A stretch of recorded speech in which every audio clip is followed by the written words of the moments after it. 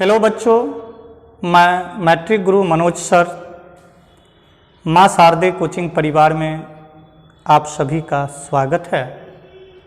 पिछले वीडियो में हम लोग एनसीईआरटी के प्रश्नावली 5.2 के प्रश्न 17 तक पढ़े थे। अब हम लोग इस चैप्टर के बचे 3 प्रश्न 17, 18 और 19 हम लोग पढ़ेंगे। यहाँ हम लोगों का प्रश्न 18 में दिया हुआ है, जो किसी एपी का चौथा और 8वां पदों का योग 24 है। पुनः इसी एपी के छठे और 10वें पदों का योग 44 है, तो हमें एपी का प्रथम 3 पद ज्ञात करना है। फिर से एक बार हम लोग प्रश्न को पढ़ते हैं। हम लोगों को एक एपी का प्रथम 3 पद ज्ञात करना है और शर्त में हम लोगों को दिया हुआ है, जो इस एपी का चौथा और 8वां पद का योग 24 और छठे और 10वें पद का योग 44 है। तो आप लोग जानते हैं कि एपी में अगर हम लोग को प्रथम पद और सार्वंतर का मान अगर ज्ञात हो जाए तो हम एपी के किसी भी पद को निर्धारित कर सकते हैं। तो प्यारे बच्चे, हम लोग पहले मान लेते हैं कि माना कि इस एपी का प्रथम पद ए तथा सार्वअंतर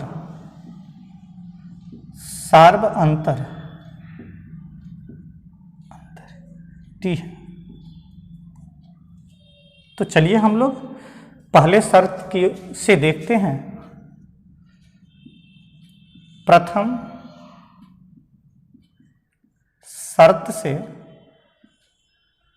शर्त में हम लोगों को दिया हुआ है कि इस एपी का चौथा और 8वां पद का योग 24।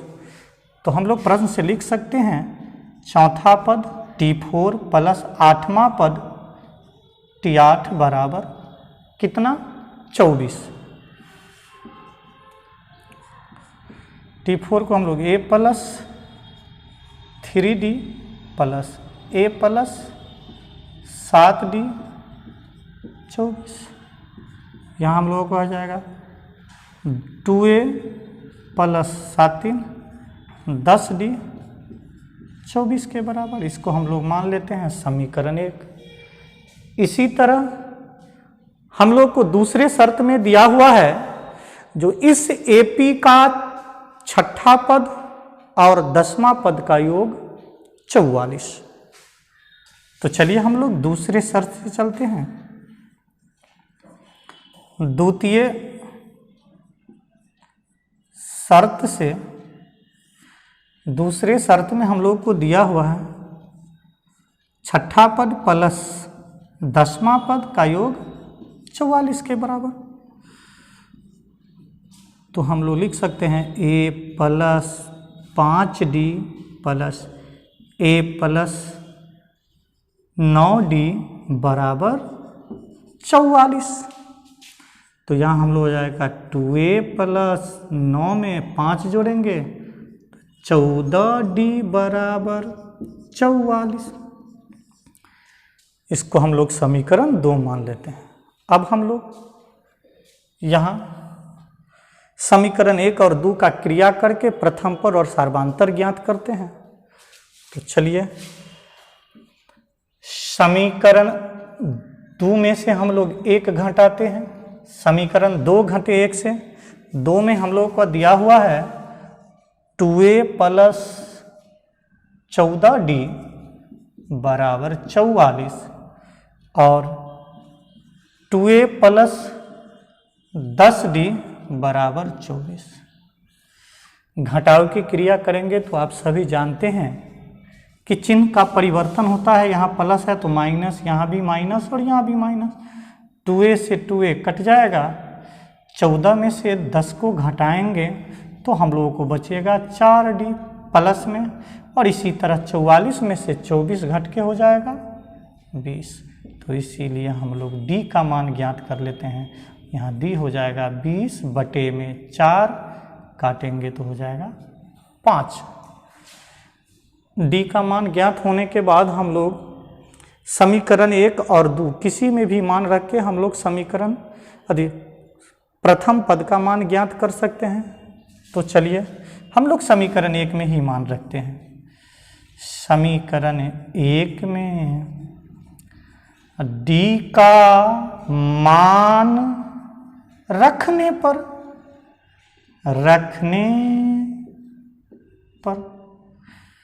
डी का मान रखते हैं तो डी कितना हम लोग का 2a + 10d = 24। तो चलिए यहाँ 2a + 10 × 5 = 24। तो यहाँ 2a बराबर हो जाएगा +50 24। तो 2a का मान हो जाएगा हम लोगों का 24 घटे 50। तो 2a 24 में से 50 जाएगा -26। तो इसीलिए a बराबर -26/2 कट के हो जाएगा -13। तो हम लोगों को यहाँ प्रथम पद और सार्वंतर का मान ज्ञात हो गया। तो प्रश्न हम लोगों से पूछ रहा है कि इस एपी का प्रथम 3 पद ज्ञात करें। तो चलो बच्चों हम लोग अब प्रथम 3 पद लिख सकते हैं। तो अतः एपी का पहला पद a बराबर कितना हो जाएगा -13। इसी तरह दूसरा पद a + d के बराबर होगा। तो -13 में हम लोग 5 जोड़ेंगे तो कितना बचेगा, हम लोग को बच जाएगा -8। तथा इस तरह तीसरा पद ज्ञात करना है। तीसरा पद हो जाएगा a + 2d। तो a -13 + 2 × 5। तो 5 दूना 10 में 13 में से 10 घटाएंगे तो -3। यही हम लोगों का आंसर हो जाएगा।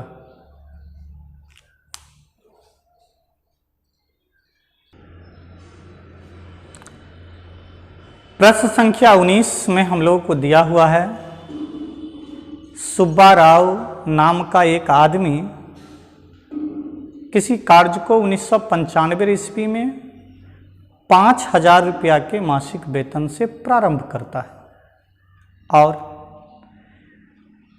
उनके मासिक वेतन में प्रत्येक वर्ष 200 रुपया की वृद्धि हो जाती है। तो हम लोगों से पूछा जाता है कि सुब्बा राव का मासिक वेतन कितने वर्षों में 7,000 रुपया हो जाएगा। मेरे प्यारे बच्चों फिर से एक बार हम लोग प्रश्न को अपनी भाषा में समझने का कोशिश करते हैं।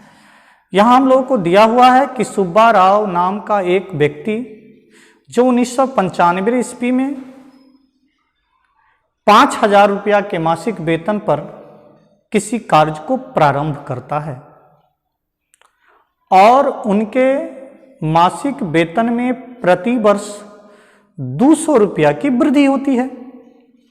तो हम लोगों से पूछ रहा है कि इस व्यक्ति का मासिक वेतन कितने वर्षों के बाद 7,000 रुपया हो जाएगा।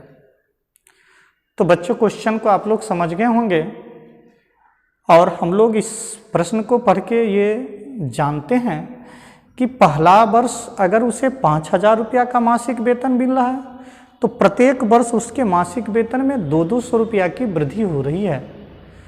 तो पहले वर्ष में 5,000 होगा तो दूसरे वर्ष में 200 जोड़ देंगे 5200 हो जाएगा। इसी तरह तीसरे वर्ष में 5400, इसी तरह चौथे, पाँचवें, छठे 200 रुपया की वृद्धि होती चली जाएगी।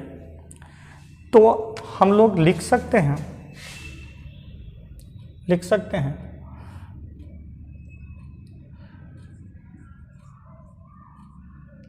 सुब्बा राव के मासिक वेतन का एपी प्रथम वर्ष में उसे 5,000 रुपया मिल रहा है और प्रत्येक वर्ष 200 की वृद्धि हो रही है। तो दूसरे वर्ष का मासिक वेतन इसी तरह तीसरे वर्ष का 200 बढ़ जाएगा, तीसरे वर्ष का मासिक वेतन हो जाएगा 5400 ... कहता कितने वर्षों में उसका मासिक वेतन 7,000 रुपया हो जाएगा। तो यहां हम लिख सकते हैं प्रथम पद हम लोगों को कितना हो जाएगा 5,000 रुपया, सार्वंतर कितना हो जाएगा तो 5200 में से हम लोग 5,000 रुपया को घटा देते हैं तो 200 रुपया। अंतिम वर्ष का मासिक वेतन 7,000 रुपया और एन हम लोगों को ज्ञात करना है वाट वर्ष, एन का मान हम लोगों को ज्ञात करना है। तो प्यारे बच्चों आप सभी सूत्र जानते ही हैं। सूत्र में हम लोग जानते हैं Tn बराबर होता है A plus N minus 1 into D. तो यहाँ Tn का मान 7,000, A का मान 5,000, N का मान ज्ञात करना है और सार्वंतर हम लोगों को 200 रुपया है। तो चलिए हम लोग आगे बढ़े। यहाँ 7,000 रुपया में से हम लोग 5,000 को LHS में लाएंगे तो घट जाएगा और इसी तरह हम लोग 200 को लाएंगे तो बट्टा में हो जाएगा, बच जाएगा हम लोग को इधर N-1। तो हम लोग यहाँ इससे आगे की क्रिया करते हैं। तो 7,000 में से 5,000 को घटाएंगे तो हम लोग को बच जाएगा 2,000 और बट्टे में 200। इधर बचेगा N-1, 2 जीरो से 2 जीरो काट देंगे, 2 से 20 को काटेंगे तो बचेगा 10। तो 10 इधर बचा N-1, एक को LHS में लाएंगे तो 10 में हम लोग एक जोड़ देंगे बचेगा N। तो इसीलिए N बराबर 10 में एक जोड़ेंगे तो 11 वर्ष। तो हम लोग लिख सकते हैं अतः सुब्बा राव का मासिक वेतन, सुब्बा राव का मासिक वेतन केमा वर्ष में 11वें वर्ष में 7,000 रुपया हो जाएगा।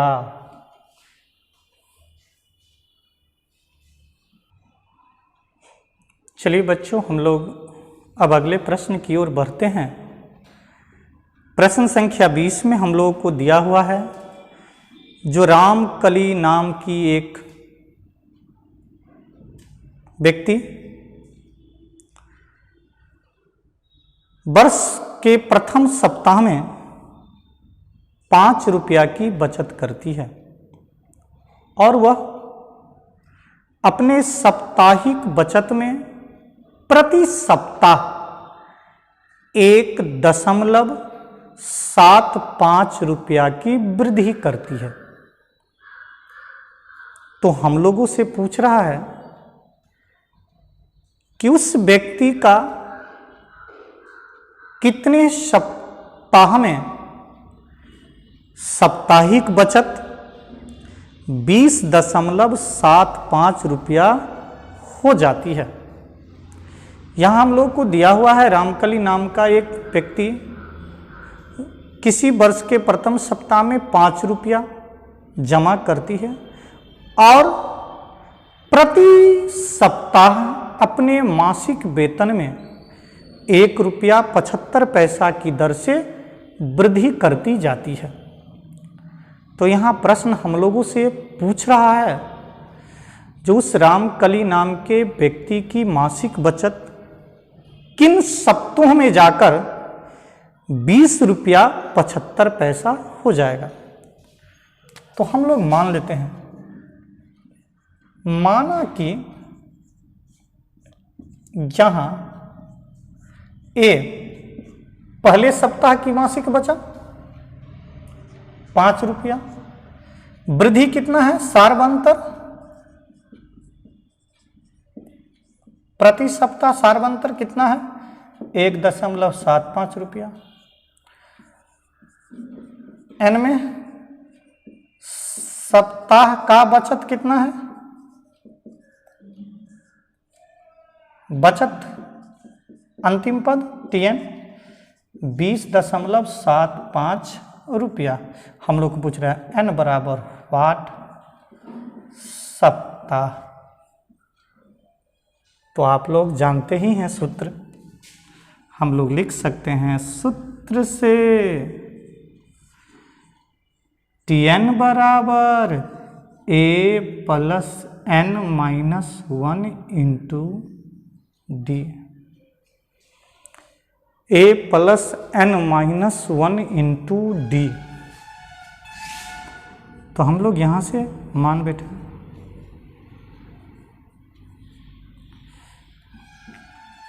A का मान 5 प्लस n-1, डी का मान हम लोग का 1.75।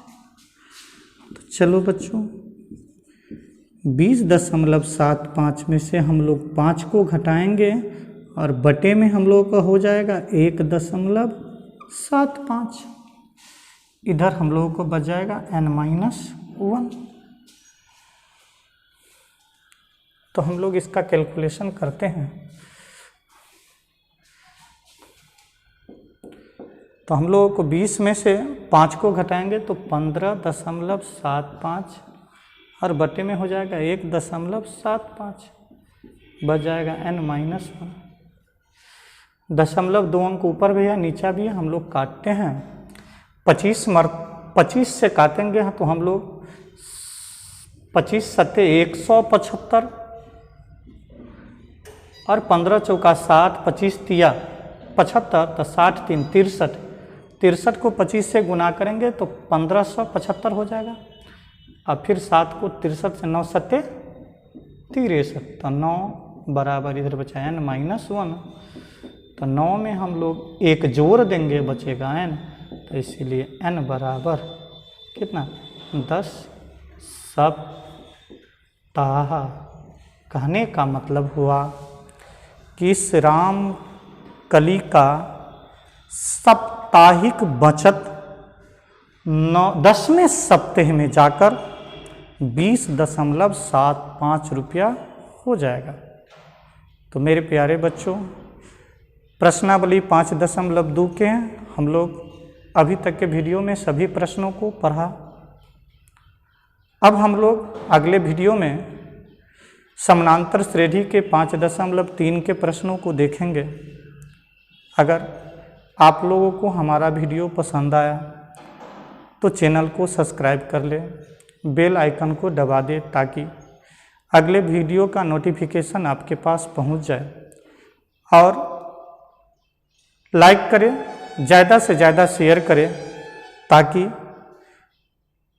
लॉकडाउन के इस वैश्विक महामारी में उन सभी बच्चों को पढ़ाई का लाभ मिल सके जो ऑफलाइन क्लास से वंचित हैं।